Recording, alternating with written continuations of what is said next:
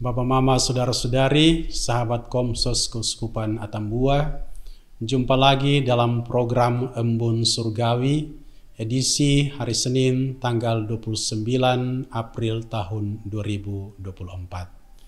Mari kita mengawali renungan ini dengan berdoa. Dalam nama Bapa dan Putra dan Roh Kudus. Amin.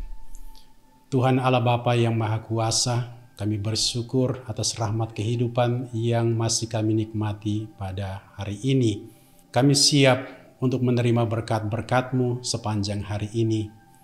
Dan di pagi hari ini kami mau mendengarkan dan merenungkan firman-Mu. Kami bukan hanya mau menjadi pendengar-Mu yang setia, tetapi kami mau menjadi pelaku firman-Mu yang setia. Demi Kristus Tuhan dan pengantara kami, kini dan sepanjang segala masa.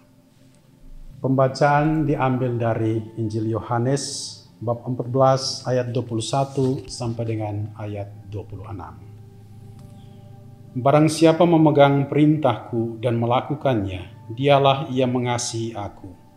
Dan barang siapa mengasihi aku, ia akan dikasihi oleh Bapa-Ku, dan aku pun akan mengasihi dia, dan akan menyatakan diriku kepadanya. Yudas yang bukan Iskariot berkata kepadanya, Tuhan, apakah sebabnya maka engkau hendak menyatakan dirimu kepada kami dan bukan kepada dunia? Jawab Yesus, jika seorang mengasihi aku, ia akan menuruti firman-Ku, dan Bapa-Ku akan mengasihi dia, dan kami akan datang kepadanya dan diam bersama-sama dengan dia.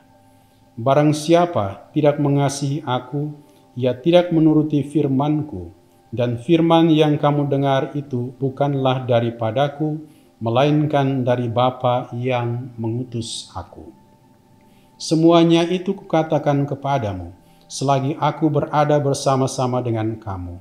Tetapi penghibur, yaitu Roh Kudus, yang akan diutus oleh Bapa dalam namaku, dialah yang akan mengajarkan segala sesuatu kepadamu dan akan mengingatkan kamu akan semua yang telah kukatakan kepadamu. Bapak, Mama, Saudara-saudari, sahabat Komsos yang terkasih.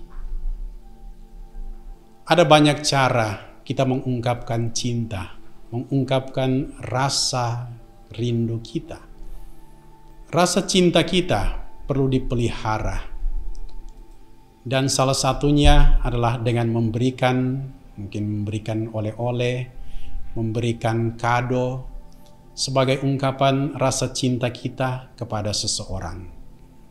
Pada hari ini di dalam firman Tuhan, kita melihat ada satu cara yang dikehendaki oleh Tuhan Yesus untuk mengungkapkan bagaimana kita mengasihi Dia, kita mencintai Dia.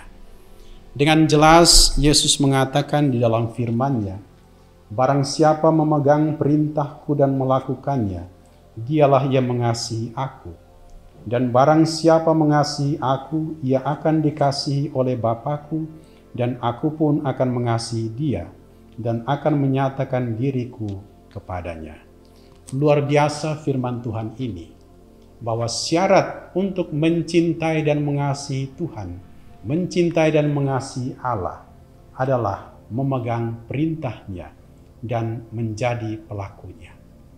Saudara-saudariku terkasih, di dalam kitab Yakobus bab 1 ayat 22, di sana tertulis dengan jelas, tetapi hendaklah kamu menjadi pelaku firman dan bukan hanya sekedar pendengar, sebab jika tidak demikian kamu menipu diri sendiri. Dan di dalam Injil Matius bab 7 ayat 24 dengan jelas tertulis, setiap orang yang mendengarkan perkataanku dan melakukannya, ia sama dengan orang bijaksana yang mendirikan rumahnya di atas batu karang. Di dalam ayat 26 tertulis pula, tetapi setiap orang yang mendengarkan perkataanku dan tidak melakukannya, ia sama dengan orang yang bodoh yang mendirikan rumahnya di atas pasir. Kita mendengar dengan jelas bahwa ada dua predikat yang akan melekat di dalam diri kita jika kita hanya menjadi pendengar firman, menjadi pendengar perintah Allah. Yang pertama adalah kita menjadi pembohong. Yang kedua, kita adalah orang-orang bodoh. Apakah kita mau menjadi pembohong? Apakah kita mau hanya menjadi orang yang bodoh? Karena kita hanya menjadi pendengar dan bukan pelaku firman. Saudara-saudari yang dicintai dan diberkati Tuhan, orang bijak mengatakan, ketika engkau mendengar, maka engkau melupakan. Ketika engkau melihat, engkau mengingat. Tetapi ketika engkau melakukannya, di sanalah engkau akan memahaminya. Kita mau memahami firman Tuhan yang diberikan kepada kita. Bukan hal yang gampang menjadi pelaku firman Tuhan. Sebab orang bijak katakan apa? Mungkin firman Tuhan akan menyakitimu dengan kebenaran, tetapi dia tidak akan menghiburmu dengan kebohongan. Mungkin firman Tuhan itu akan menyakitimu dengan sebuah kebenaran, tetapi dia tidak akan menghiburmu dengan sebuah kebohongan. Sehingga orang bijak katakan apa? Bahwa jangan biarkan apa yang engkau rasakan membuatmu meragukan apa yang Tuhan katakan kepadamu. Ada banyak hal yang disampaikan Tuhan kepada kita melalui firman-Nya. Bahkan menjadi pelaku firman itu sakit. Dengan jelas kitab Ibrani menulis demikian, sebab firman Allah hidup dan kuat dan lebih tajam daripada pedang bermata dua manapun. Ia menusuk amat dalam sampai memisahkan jiwa dan roh, sendi-sendi dan sumsum. Ia sanggup membedakan pertimbangan dan pikiran hati kita. Sakit menjadi pelaku firman Tuhan. Tetapi percayalah bahwa tidak akan sia-sia jika kita hidup dan menjadi pelaku firman Tuhan. Semoga firman Tuhan pada hari ini membuat kita berlangkah, bertumbuh di dalam kehidupan kita, dan mari jadikan firman Tuhan sebagai terang, sebagai pelita di dalam kehidupan kita. Tuhan memberkati kita karena Tuhan sayang kita semua. Amin. Marilah kita berdoa. Tuhan Allah Bapa yang Maha Kuasa, kami bersyukur atas kesempatan yang Engkau berikan kepada kami pada hari ini. Kami telah mendengarkan dan merenungkan firman-Mu, dan selanjutnya kami mohonkan berkat dan kuasa-Mu, agar kami mampu untuk menjadi pelaku firman-Mu di dalam keseharian hidup kami. Demi Kristus Tuhan dan pengantara kami, kini dan sepanjang segala masa. Amin. Tuhan bersamamu.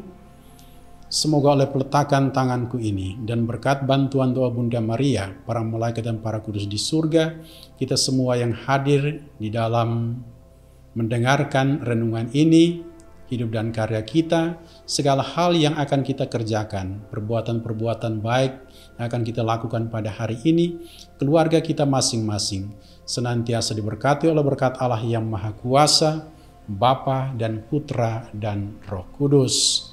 Amin.